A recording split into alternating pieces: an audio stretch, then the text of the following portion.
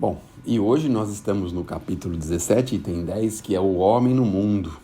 E este artigo, esse tema ou esse texto vai nos remeter a algumas coisas interessantes.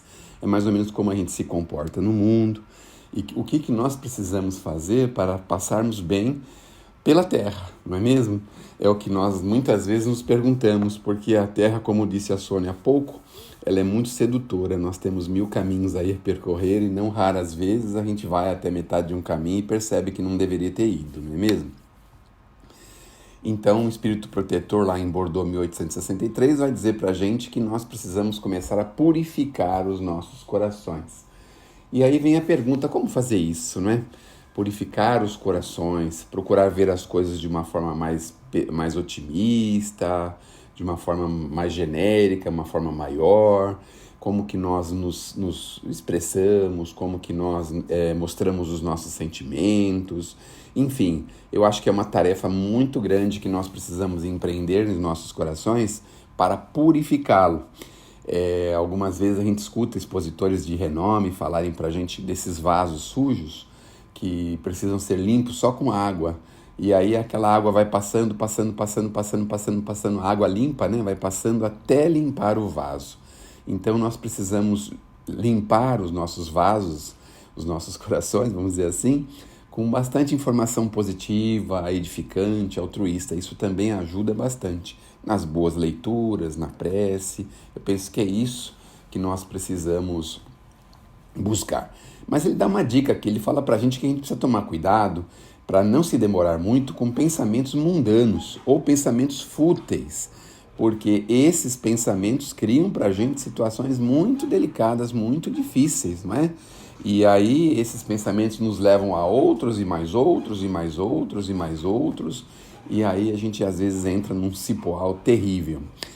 Bom, continua dizendo para a gente que nós precisamos germinar frutos de caridade e de justiça. Também é uma forma de limpar e melhorar o sentimento e melhorar o coração. A prática do bem, a prática da caridade e a prática da justiça, não é?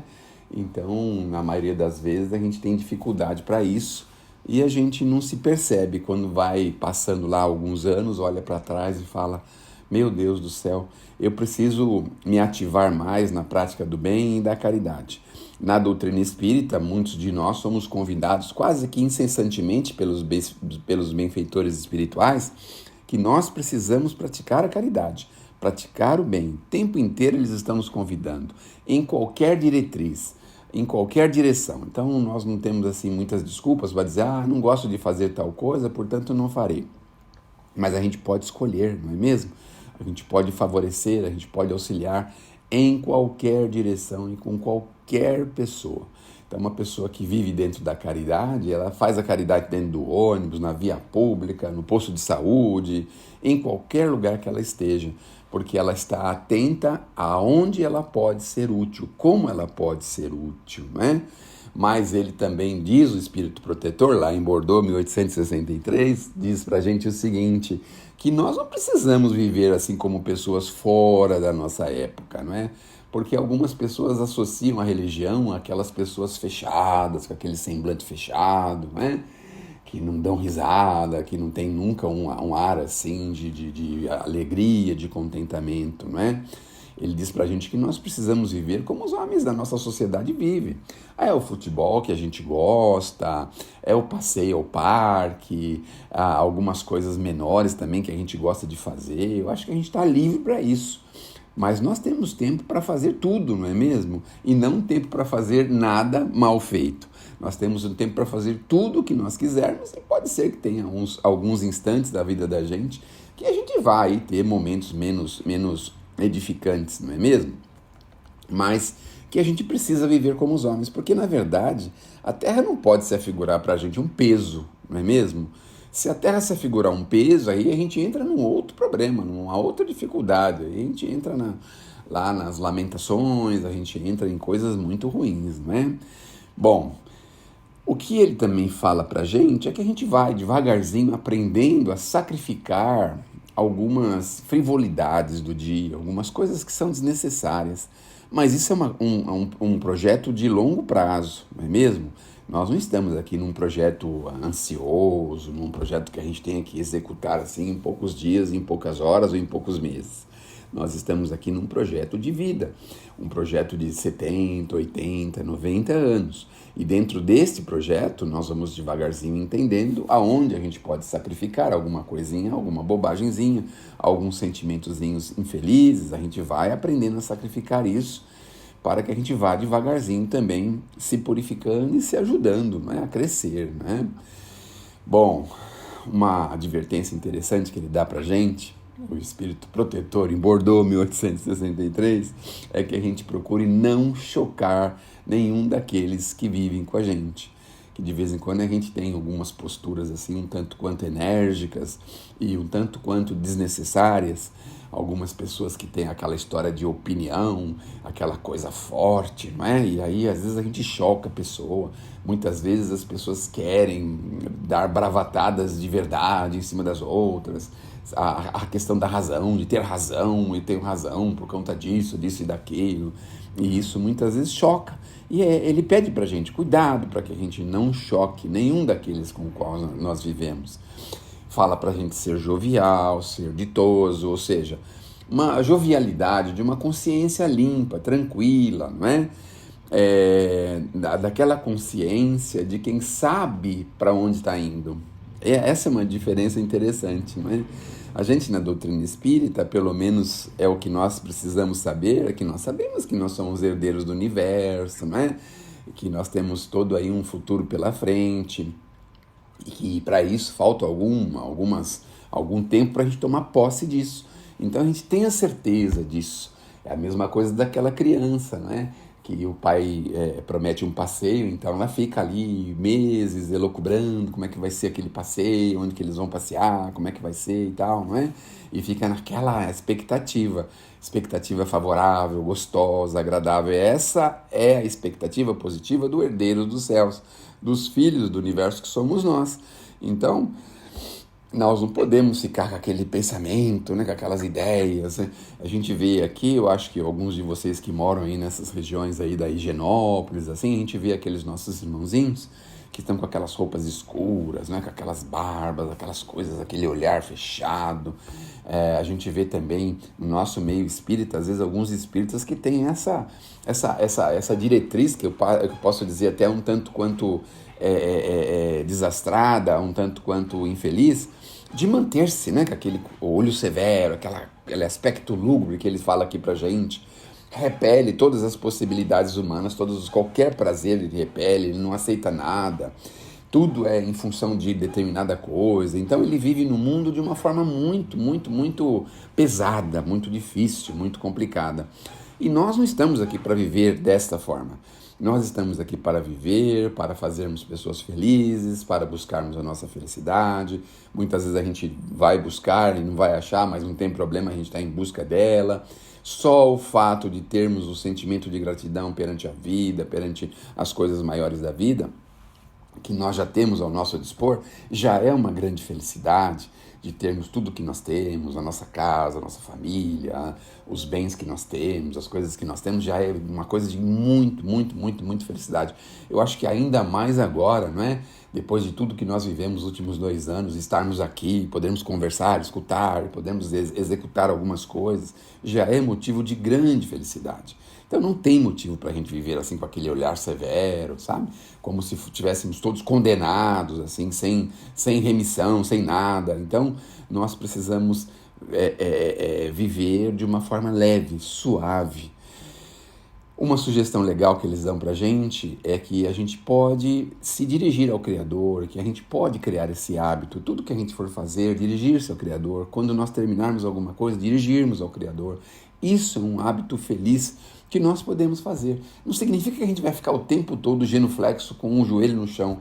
Significa assim, poxa, muito obrigado, Senhor, por ter conseguido realizar tal coisa, ter feito tal coisa. Muito obrigado, Senhor, de ter conseguido a consulta no posto de saúde. Muito obrigado. A gente deve agradecer. A gente deve, quando formos fazer alguma tarefa, Senhor, dá esse apoio aí para a gente realizar isso. Na casa espírita a gente aprende isso. Porque nós sempre fazemos a prece inicial e a prece final. É mais ou menos o que ele fala pra gente, mas não precisa ser aquele mundo de palavras, aquela coisa, não é? Mãos postas, ajoelhado no chão, mostrando para as pessoas. Não, nada disso. É levantar o pensamento, falar, pô, agora eu vou trabalhar lá no passe. Dá um apoio para mim lá, para a gente poder realizar um bom trabalho, ajudar aquelas pessoas. Terminamos o trabalho, estou no caminho de casa. Muito obrigado, Senhor, por esses dias, por essas horas agradáveis, por esses momentos de trabalho. Então, elevar ao Criador as coisas que nós estamos realizando. Isso é uma coisa positiva, bonita, né? E que a gente pode sempre, o tempo todo. Então, a gente sabe que a nossa vida depende 99,9% do nosso Criador, né? Então, é santificar a nossa vida por conta disso, pela lembrança de Deus, pela possibilidade que Deus dá pra gente de a gente poder ter mais um dia. É claro que isso parece assim um tanto quanto exagerado, né? Mas pensem bem, a gente pode a cada instante, a cada momento ter aí uma coisa que podemos ser chamados para o outro lado da vida, né? E nós estamos aqui na tarefa de aperfeiçoamento, na tarefa do trabalho, na tarefa da realização, nós estamos na tarefa da evolução. Então nós estamos aqui e agora. Alguns irmãos nossos estão lá na faculdade, que é no plano espiritual, mas nós já estamos aqui na prática. Então, fiz mal lá na faculdade, não estudei direito, mas não tem problema, aqui a gente pode fazer uma boa prática, não é? Então, um mecânico, por exemplo, que não estudou direitinho, relegou lá um pouco os estudos, mas ele pode vir aqui se esforçar e continuar aprendendo, até ser um excelente mecânico. Então, a gente que está aqui para se aperfeiçoar, podemos também realizar. Já fizemos muita coisa errada, não tem problema, a gente continua aprendendo e martelando até a gente aprender. Então, aí ele dá uma dica maravilhosa. A dica que ele dá pra gente é o seguinte: a nossa perfeição está na prática da caridade absoluta. Meu Deus do céu. E quantas vezes a gente foge da caridade, não é mesmo? Foge, assim, não, hoje não dá, tá chovendo, tá garoando, tá muito calor, tá muito frio, tá fazendo sol, não tá fazendo sol, aí a gente foge. Hoje tem não sei o quê, tem uma consulta, tem não sei o quê, a gente foge de todas as tarefas, de tudo aquilo que pode nos favorecer. E ele fala pra gente, aqui está a perfeição. Então, nós estamos aqui para nos aperfeiçoar. Mas aí vem uma segunda advertência, diz o seguinte: a gente não consegue fazer isso fechadinhos, isoladinhos, porque se a gente vivesse isolado, nós não teríamos condição de praticar a caridade. Então vem mais a ideia seguinte: nós precisamos conviver com as pessoas. Como é difícil a gente entender isso, não é? Porque o maior prazer de muitas pessoas é ficar sozinho, afastado. Tem pessoas que falam assim, eu vou viajar lá pro sítio, vou ficar nas montanhas, ficar sossegado lá. A gente não tem oportunidade nenhuma de praticar caridade sozinhos, não é? A gente vive a vida de um egoísta. E a vida do egoísta é um problema, porque para ele nada vai estar bom, sempre vai ficar faltando alguma coisa, não é? Bom, então nós precisamos conviver, nós precisamos nos misturar uns aos outros. A gente sabe, apesar de tudo que tem acontecido, apesar de todas as possibilidades que a gente já teve, apesar de tudo que está acontecendo, mas a gente não pode ter o caráter do isolamento. Nós precisamos ir mais além. Precisamos nos misturar às pessoas, porque é isso que vai dar para a gente a condição melhor e vai levar a gente a essa perfeição que nós tanto pretendemos, não é? É nessas lutas mais difíceis, é nessas condições mais difíceis. Então, estejamos prontos para isso, né?